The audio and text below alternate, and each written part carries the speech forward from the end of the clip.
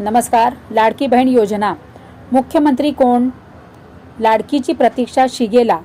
काय ठरले दिल्लीमध्ये? शिक्कामोर्तब कोणावर? तर कालच रात्री 1 वाजेपर्यंत दिल्लीमध्ये बैठक झालेली आहे.